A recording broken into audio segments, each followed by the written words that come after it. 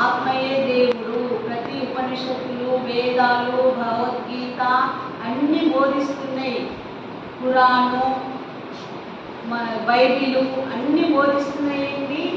జీవులను ప్రేమించండి, అందరినీ దయ చూపండి, అందరిపైన ప్రతి ఒక్కరిని, ఇతరులను మన వారినే కాక ఇతరులను కూడా, పక్క వారిని కూడా ప్రేమించండి అని ఉంది క్రిస్టియన్లు.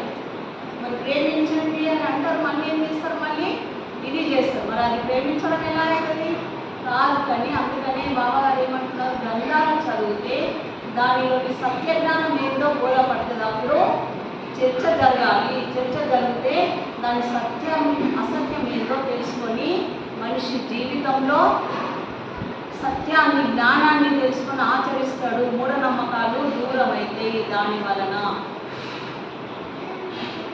అభిమానము, అహంకారము, దేశం తొలగించుకోవడమే నిజమైన మానవ ధర్మం.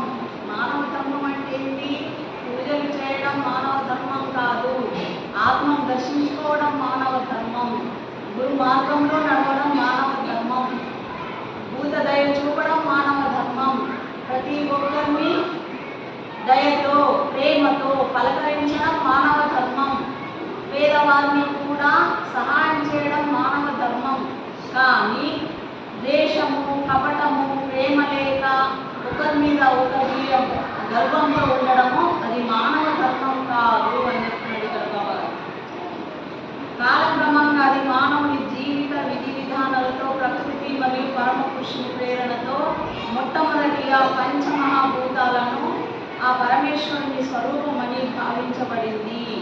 ఆ తర్వాత తమ తపోబలం పట్ల యోగశక్తి ద్వారా ఆధారంతో తత్వరూపుడైన ఈశ్వరుణ్ణి శోధన చేసి వర్ణించిన ఋషిమునుల ద్వారా 4 వేదాలు రచింపబడినవి.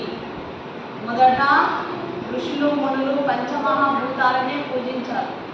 ఏది? భూమి, అగ్ని, జలము, వాయువు, ఆకాశం. విగ్రహాలు లేకుండే ముందు, 4 విగ్రహాలు లేకుండే ఈ పంచమహాభూతాలనే పూజించేవారు, నిరాకారాన్ని.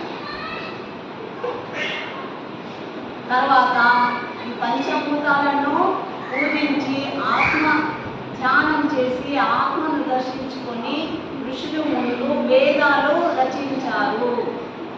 వేదాలు ఎక్కడికి? ఋషిమునుల వాక్యాలే వేదాలని. బాబా వాక్యాలే గ్రంథమైంది కదా. అలాగే ఋషిమునుల యొక్క వెలువడిన శబ్దాలే వేదాలుగా రచింపబడినవి.